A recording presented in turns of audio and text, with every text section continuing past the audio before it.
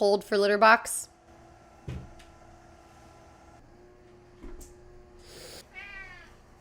Holy shit, this takes so long. I feel like it's never gonna end. Okay, there it goes. If you can hear this, I'm sure this is hilarious, but oh my god, I'm so not laughing.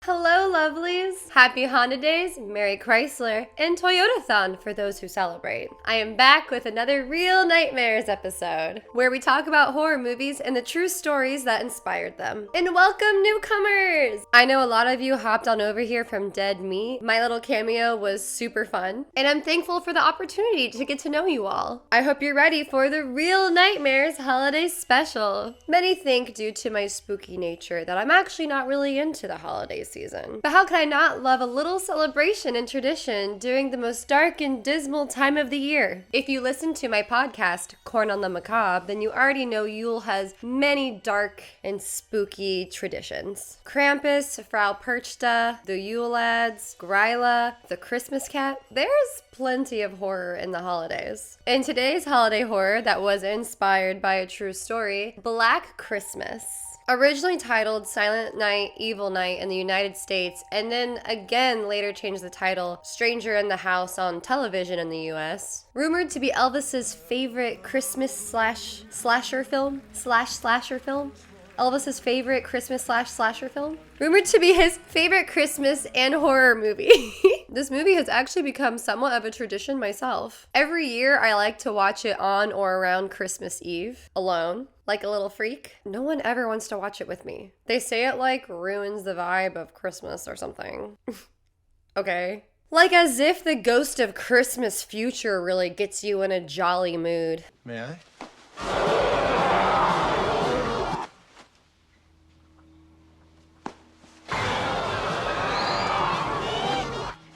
Or contemplating ending it all due to financial troubles. I want to live again. Or another one of Bob Clark's films, shooting your eye out.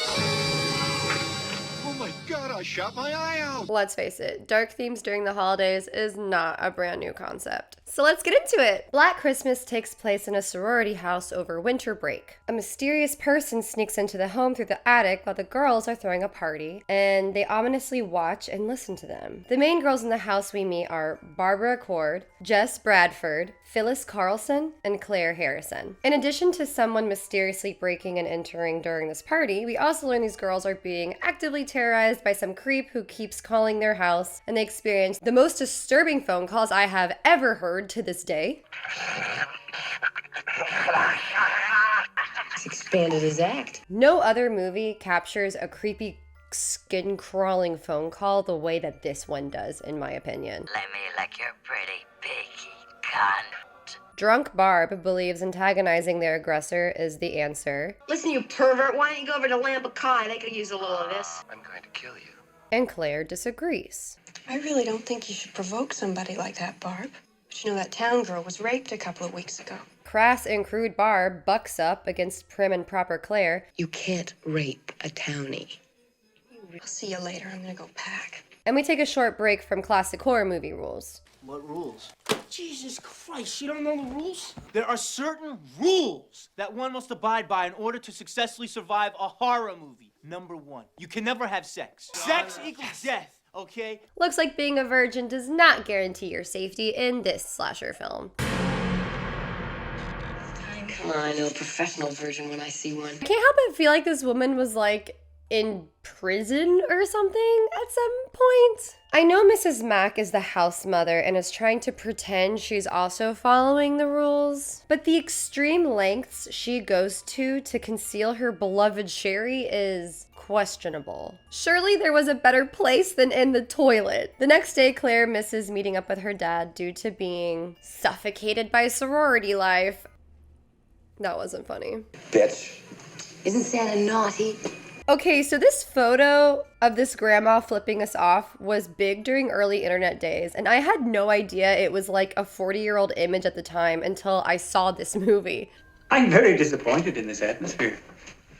Mrs. Mack and Claire's father begin the search for Claire, and Jess tells her boyfriend that she's pregnant and that she wants an abortion. It does not go well. You can't make a decision like that. You hadn't even asked me. I wasn't even going to tell you. The absolute seething rage I feel every time I watch him say this line. Don't you ever consider anyone but yourself? I hope that couples who went and saw this movie back then broke up over this. Kind of like how the Barbie movie broke people up this year. That's what I'm hoping this movie did for people. The search for Claire does not go well. 90% of the time, girls are reported missing from the college. They're at a cabin somewhere with a boyfriend. Thanks.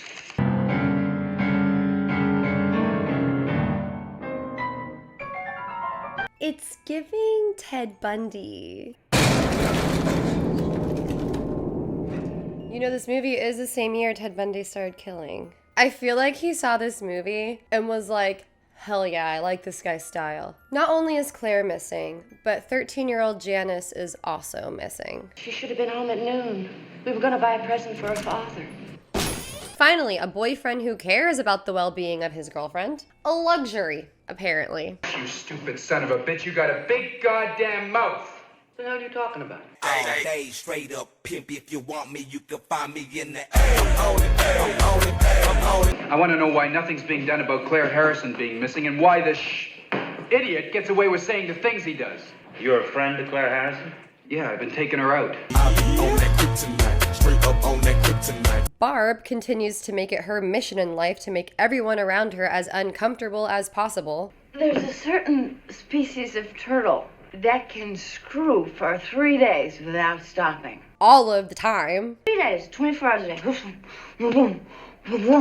I'm lucky if I get 3 minutes. She drunkenly confesses that she thinks Claire's disappearance is her fault for bullying her. You think that I drove her away, and if she's dead, you're gonna blame me. A search party is organized for Janice and Claire. While everyone is out of the house, the killer decides to strike again. And this time, Mrs. Mack sips her last secret sherry.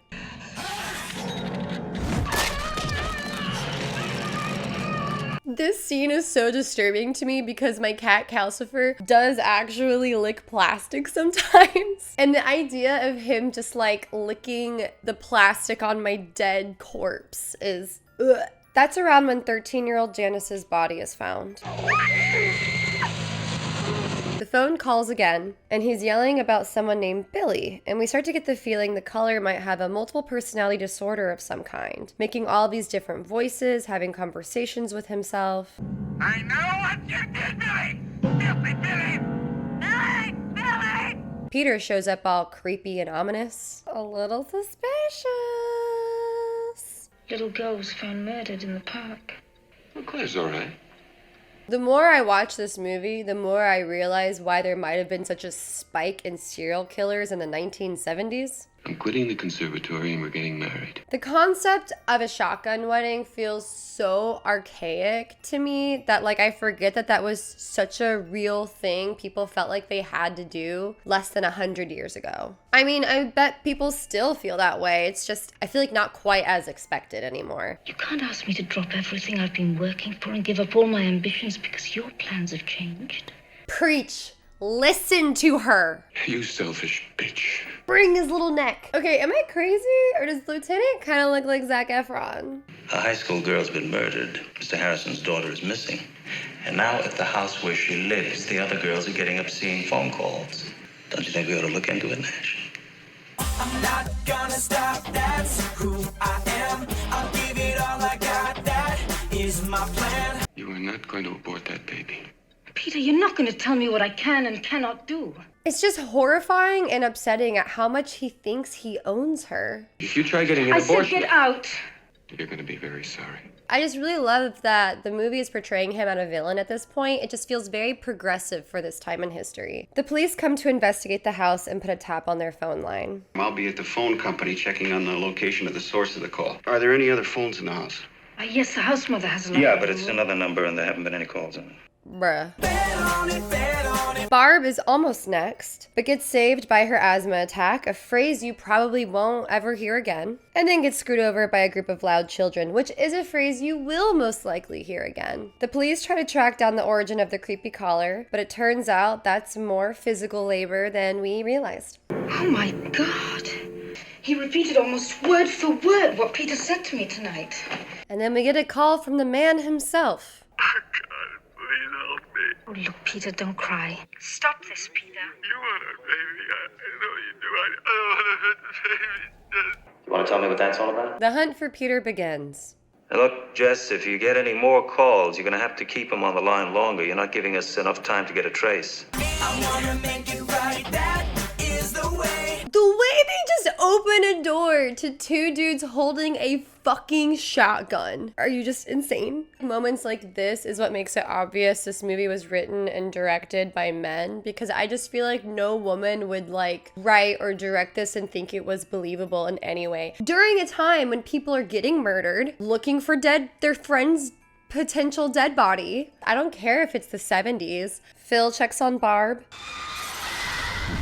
Lieutenant Fuller searches for Peter. More phone calls happen. They finally trace it, and they are coming from 6 Belmont Street.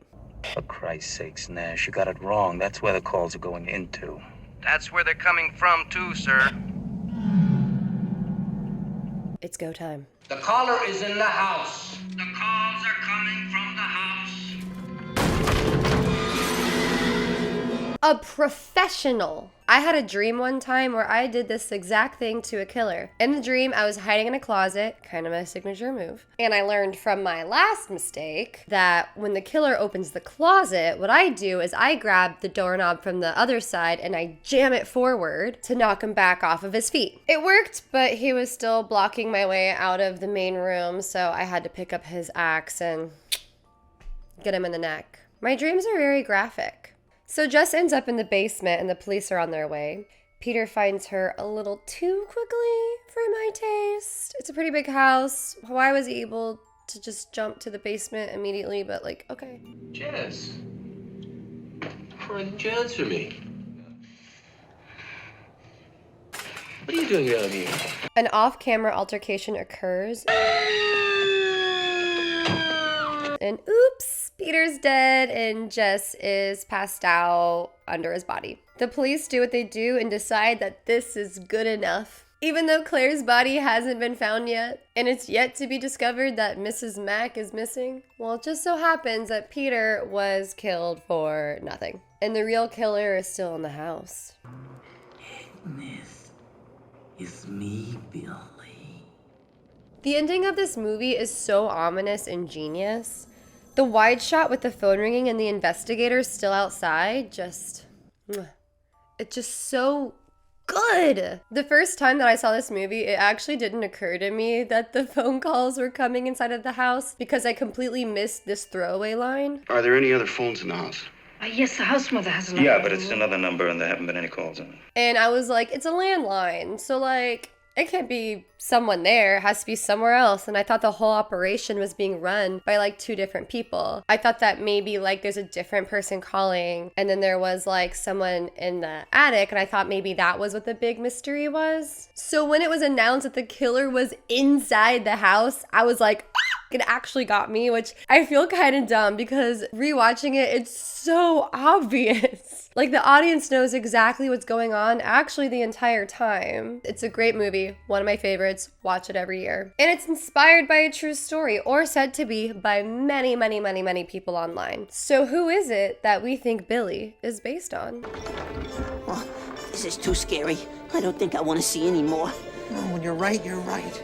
You're on your own, folks. We'll meet you at the finale. Yeah. Oh. Canadian serial killer Wayne Clifford Boden, the vampire rapist. Born in 1948 in Dundas, Ontario, Canada. In high school, he was described as quiet and conventionally attractive, as he was muscular and also on the football team. It's believed he started attacking women in 1969 when he was only 21 years old. In October of 1969, 20-year-old Shirley Audette was found dead outside her apartment building. While she was clothed, autopsy showed that she was strangled, sexually assaulted, and teeth marks were found on her breasts.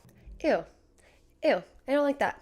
I like that. When police questioned friends and family, an ex-boyfriend expressed concern about a new guy she was seeing. And her roommate said that she had called to tell him that she met a man in their apartment complex, and that was the last her roommate ever heard from her. November of 1969, Marielle Archambault was found dead in her apartment, clothes ripped but still on, sexually assaulted. And once again, there were bite marks on her breasts as well.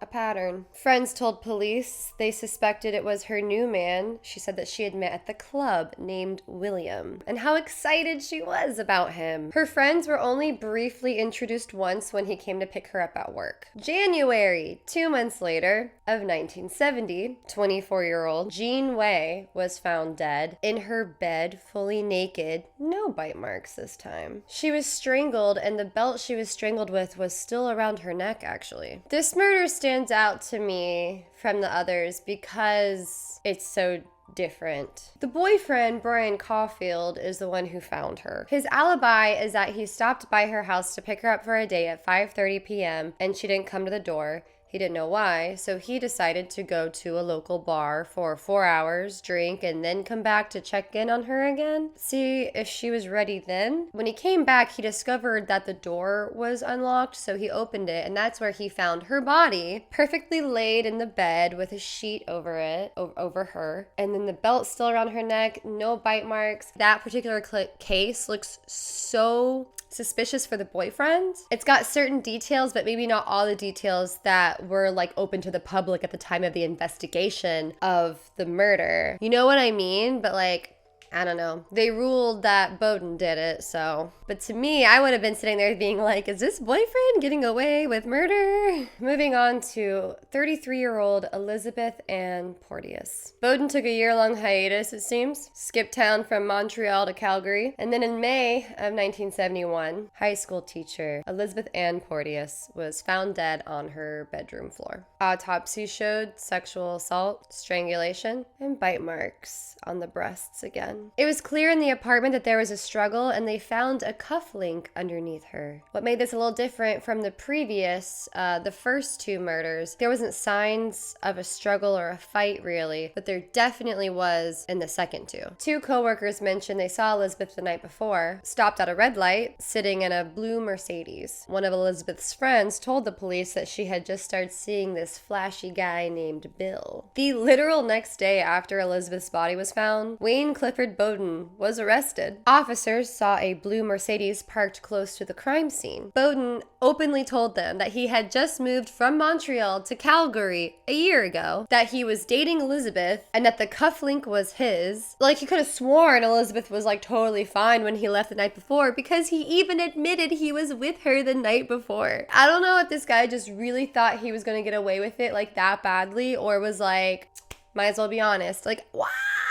But yeah, he insisted, well, she was fine when I left her last night. And this is when the police decided it's time to finally investigate the bite marks. Authorities went to orthodontist Gordon Swan to see if the bite marks were enough to identify a killer. At the time, Canada did not practice forensic dentistry, so Swan actually went to the FBI to try to learn more about it. Swan made a cast of Boden's teeth and made the discovery that showed 29 points of similarity between Boden's teeth and the marks on the breast tissue. This was strong enough evidence to convince the jury that Boden was guilty, and he was sentenced to life in prison, but not before he went on trial for all of the other murders he had done. He was transferred to Montreal, where he admitted to the 3 other murders, yes, including Jean, who I know I suspected Brian, but it turns out he confessed to her murder too. And I would have thought it would have been one of those serial killer who like lies and brags about how many kills they have and say it was way more than it really was, because they got like some weird thing about having a high kill count. But no, there actually was a completely different murder that they were trying to pin on him. He denied any involvement to the specific murder that happened in 1968. That case was actually later solved in 1994 by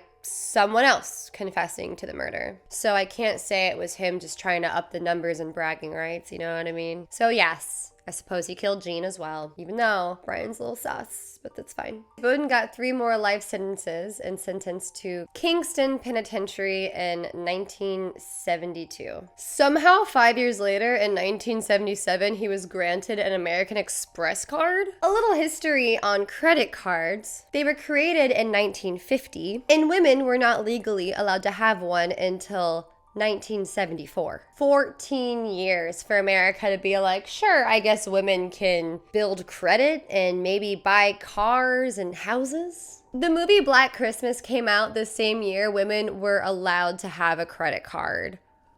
That's insane to me. Fun fact, my grandmother actually went through a divorce in 1962, and being a single mother of 2 kids, she had to figure out how to raise them without a man helping her in anyway, and not having any credit of her own. So she actually went down to the bank and finagled her way. She finessed her way into being one of the first women ever to have a credit card before 1974. And she never remarried or legally attached herself to another man ever again, because we love happy endings. Back to Boden. No one understands how he got a credit card while in prison in 1977, but it happened. He got lunch with his social worker on a day pass in Montreal. He went to the bathroom and escaped out a window. He managed to escape for 36 hours before he was picked up at a bar downtown in Montreal. 3 guards were punished, and American Express did an investigation to figure out how they managed to give him a credit card in the first place, because even they didn't understand how it happened. In 2006, he died of skin cancer. And because of Wayne Boden, Canada has better forensic dentistry now. So this is another one of those rumored to be based on a true story. It was never actually advertised as one. The only similarities between the movie and the story of Boden is that there was a man who killed 3 college-age girls, 1 adult woman, and called himself Bill or Billy. And 2 of those murders did technically take place around the holiday season. So I'll allow it for like the sake of the theme. I do my best to try to find an actual quote from the filmmakers to help confirm whether or not these stories are actually based on a true story. And I just couldn't find one from director Bob Clark or writer Roy Moore confirming that their inspiration was a true story. And I simply just couldn't find one confirming that Wayne Boden was the official inspiration for Billy and the nature of the crimes. Various other list articles online claim it, but I can't find a quote, so if you're able to send me one, please let me know. Wikipedia just isn't a good enough source for me, unfortunately, to rely on. Nick Mancuso, however, the actor who voices Billy in the film, did interviews discussing his own inspirations for how he was going to play the part of the psychopathic killer, especially since he was just the voice. They used various other actors to be like the physical embodiment. Obviously, the cameraman is technically one. And Nick Mancuso took inspiration from a true crime story as well, but not Wayne Boden. His inspiration actually goes even further back, from a murder in Montreal that happened in November of 1943. George Webster, a 14-year-old boy in Westmount, Montreal, bludgeoned his mother to death with a baseball bat, and then attempted to kill his 12-year-old sister Mina and 8-year-old brother Andrew. They were unconscious but alive. He attacked their family friend Sylvia Cust, who was visiting as well, but she managed to call the police. By the time the police arrived, George was just sitting on the bed in a somewhat catatonic state, unable to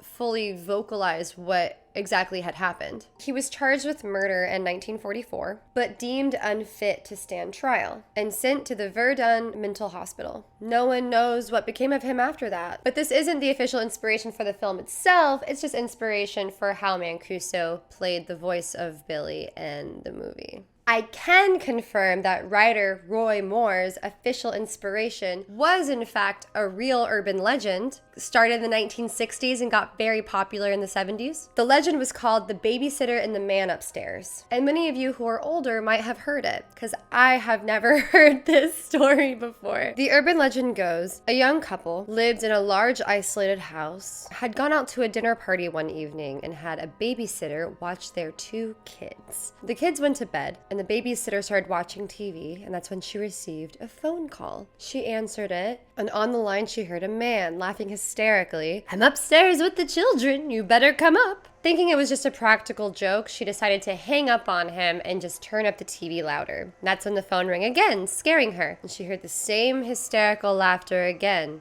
"I'm upstairs with the children, you better come up." I don't know why I'm doing that voice, I just am, okay? Just like, accept it. That's what I decided the voice was. At this point, she got freaked out and decided to call the police. They said that the next time that he called, that they were going to do their best to trace the call and to keep him on the line for as long as possible. Minutes after she hangs up with the police, she gets the phone call again, and once again, she hears the man laughing hysterically. "I'm upstairs with the children, you better come up." And she tries to keep him on the line, but it seems like he might have caught on to what she's doing, and he hangs up very quickly. Only seconds later after this phone call, she gets a call from the operator. "Get out of the house straight away. The man is on the extension." The babysitter put down the phone and then heard someone come down the stairs. She fled from the house and ran straight into the arms of the police. The police burst into the house and they find a man brandishing a knife. He had entered the house through an upstairs window and butchered the children and was about to do the same to the poor babysitter. I didn't grow up with this legend. I had always heard the calls coming from inside the house as like a movie trope because it had been in so many movies by the time I was born that I didn't even know it originated from an urban legend. But this urban legend actually reminds me of an urban legend I grew up with, which was the one about the babysitter and there's the giant clown doll and she calls the parents and goes, "Hey, can I cover up your creepy clown doll? It's kind of freaking me out." And that's when they say,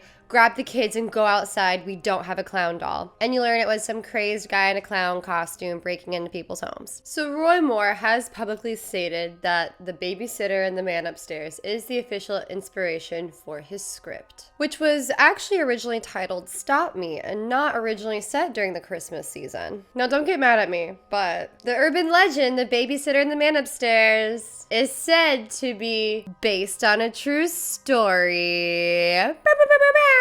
So it's kind of like based on Inception here. When I said Christmas special, I meant it. This urban legend is based off of the real murder, the real unsolved murder of Janett Christman.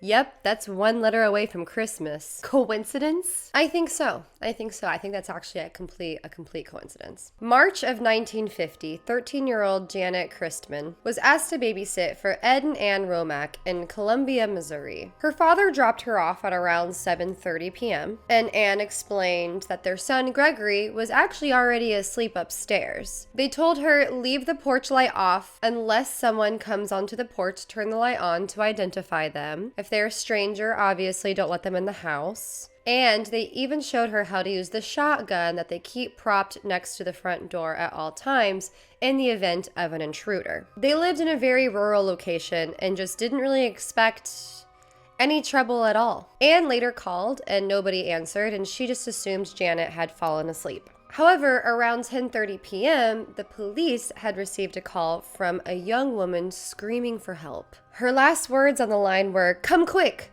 before the line went dead. When the Romacks returned home at 1 a.m., they noticed that the porch light was on. They had definitely left off when they left. And the front door was unlocked, and inside they found Janett's body. She had been sexually assaulted, and there were scratches on her arms and face. And a cord from an iron was wrapped around her neck as she was strangled. Next to her body was the phone. Their son Gregory was upstairs and safe. Due to their rural location in Columbia, Missouri, the Columbia Police Department was forced to have to work with the Boone County Sheriff, and the two did not want to cooperate at all and made little to zero progress on this case, unfortunately, due to the complete lack of cooperation. They did find that a side window had been broken out with a garden hoe and there was a sawhorse underneath it. But what's strange about that is that the Romacks claim that they always keep their garden hoe inside of the house. So it wouldn't make sense for someone to have broken the window from inside of the house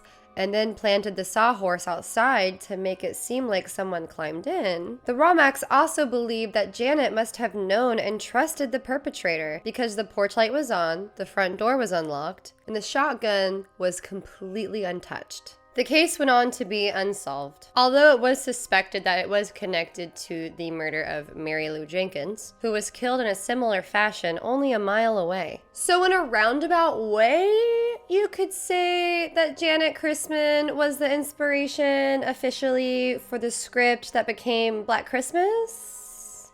That's not close enough to really add that based on a true story claim. But after looking at all of the real stories that Black Christmas supposedly took inspiration from, I think it's pretty safe to say that Black Christmas is not based on a true story.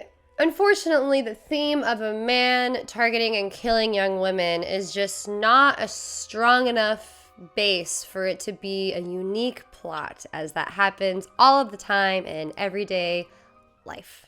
None of these crimes even inspired the Christmas setting. Clark admitted that he just enjoyed the irony of a dark event during a festive holiday. And the jaunty, flickering colored lights also provide a fun visual contrast with the oppressive blackness.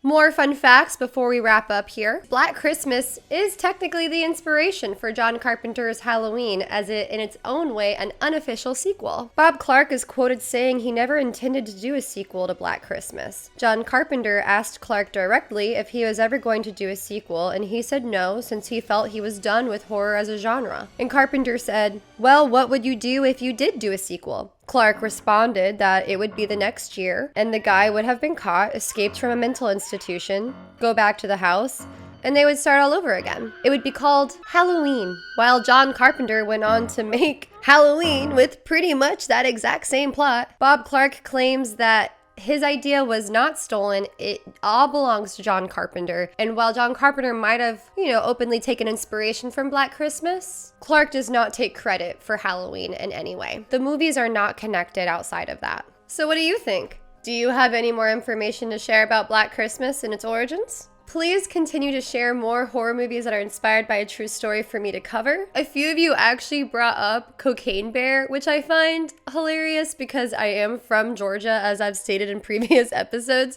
So I feel like it's like my duty to cover Cocaine Bear. She's pretty much a local hero. A lot of people in Georgia didn't even know Cocaine Bear happened until the movie came out. I hope you all have a lovely holiday season. And as always, keep it creepy.